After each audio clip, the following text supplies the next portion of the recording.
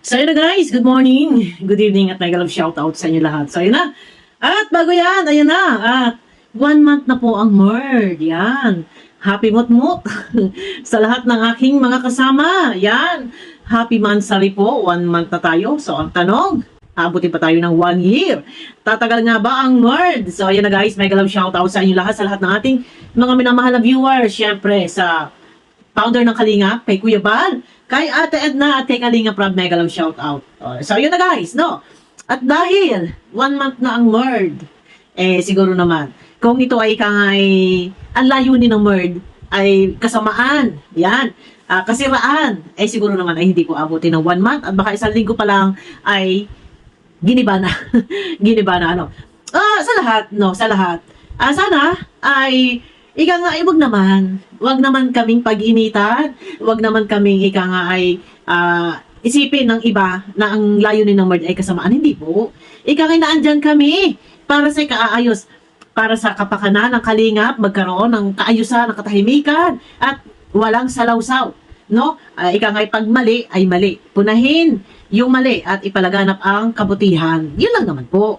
Huwag naman po sana pag-initan, huwag naman po sanang masamain, at ang sa amin po ay pakikipagtulungan kay Kuya Bal. At si Kuya Bal din naman ang naandyan na talagang hindi lang po si Tita Emmy ang nagtatag ng MERD. No? Kami naman, mga galamay, ay nandyan at sumusuporta lang naman po. So, dito ang layunin namin is suportahan ng lahat-lahat. Si Kuya Bal, si Kalinga Prab, at syempre si Ruel of Malalag. Kabilang po yan dyan. At wag po ninyong iisipin na si Ruel of Malalag ay aming kalaban. Wala po, alisin niyo po sa isip niyo yan. At kami nga ay bilang pinagkakatiwalaan at kami po ay piling-pili. Yan, na nandyan ang member ng MERD, 12 po kami lahat, ay ang layunin po namin ay sumuporta sa Kalinga, kila Kuya Bal, para sa ikaayos po ng Kalinga. So doon sa iba, sinasabi nila, inaabuso daw namin. Inaabuso daw namin, wag daw, tawag ito, inaabuso ba talaga? I-correct niyo ako kung tama. Hindi po namin inaabuso yung pagkakataon na yung posisyon namin sa ngayon, nandito, reactor defender, yan, pumuna, mata ng Kalinga, hindi po namin inaabuso.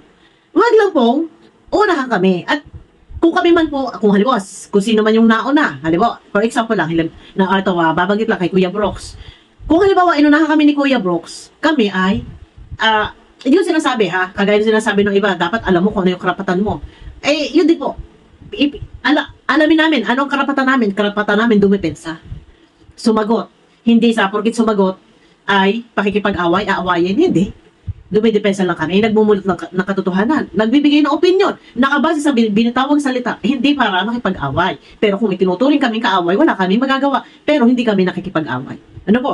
Pagmumulat lang sa katotohanan, dumidepensa lang kami. Yan.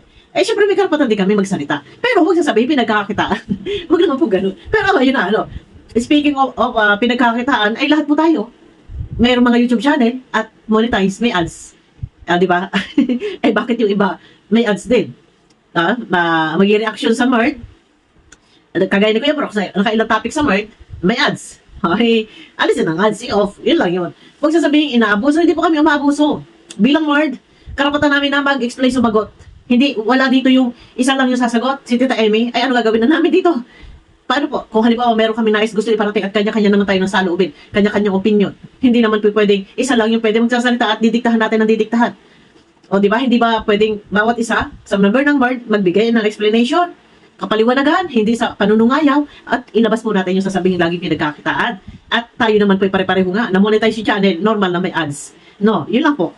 At pagka sinabi pa pinagkakitaan, hahaba po yan. Kaya po yung ating ginawang topic at baka kung saan pa humantong na usapin, no? Pero, ayun at sa ngalan ng MERD, kami man ay nag-reaction, kami man ay nagbibigay ng aming saloobin ng opinion. Sa kung ano man, may mga issue kung ano man, ito po ay pagsagot, paglilinaw bilang member ng MERD at hindi po sa makikipag-away, hindi dahil sa pinagkakitaan. Ano po, hindi po kami nangunguna. Sumagot lang po kami. Yan. At sana ay maintindihan ng iba. Kung meron man halimbawa, si Kuya Brooks nagsusumbong or kung sino may nagsusumbong, huwag kayong magsumbong-sumbong. Rumit na kayo kay Kuya Bal, doon kayo makipag-usap. Yun na po, para walang gulo, walang problema. At kami naman po, ang layunin namin is, ay mata ng Kalinga, punahin yung mali, hindi porkit pinuna ay kaaway na awayan. Hindi po. Nadyan po na ilalagay natin sa tama. At suportahan po natin si Ruel. Yan. At isa din po yan sa sinasabi pinagkakaisahan. Inaaway daw o binabalahura daw. Wala po babalahura. sa Rochelle, kay Ruel at kay Rachel. Suportahan po natin sila. At ika nga yan po ay kalingap din. Ang nangyayari kasi, naglayo-layo na yung loob. Wag nyo kaming pag-isipan na masama. Andito ako. Sige, sa pangunguna ko, ay suportahan po natin ang Ruel of Malalag. No, sa po na kanyang mga galamay, kung sino man yung mga kasama niya, ito ay para sa ikaayos ng lahat, sa ikabubuti ng samahan, suportahan din po natin.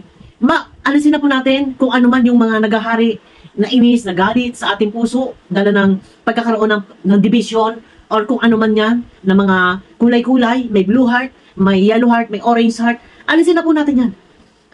Maghari po sa atin ang pagsuporta dahil tayo ay kalingap. So yung mga viewers nandyan, nanonood sa kalingap, sumusuporta sa bawat video ng kalingap, yun na lang po, suportahan natin, alisin natin yung puot, yung galit, nang sa ganon ay magkaroon po ng katahimikan ng kapayapaan. At sana maiintindihan ninyo, no, ang MARD, ang layunin po is magkaroon ng katiwasayan ang kalingap. Kung mayroong mali, nag-behind the scene, so, warning lang naman. Hindi warning. Kinakausap muna. So, pag naman napatunayan talaga na nagkamali, warning. Warning lang naman po muna. Huwag pong iisipin na kung ano man na sasabing ganito, pataw ng rules. Ay, ang rules naman po, hindi lang naman po yan. Basta lang ipinataw. Ayan naman po inilalapag sa group chat para alam ng lahat. At hindi huli sa paalala ang word. Ano po, sana'y huwag mamasamain. At nang sa ganun ay magkaroon tayo ng kapayapaan, ng katiwasayan. At ika nga yung sinasabi nila, dapat hindi lang sa tuwing magpapasko ay magbabati-bati. Ugaliin na po natin, nasa araw-araw ng ating pamumuhay. Alisin na natin yung mga galit sa puso, yung mga puot, yun, magkaisa, magsuportahan dahil tayo ay nasa loob ng kalingap. Ano po, nasa loob ng kalingap.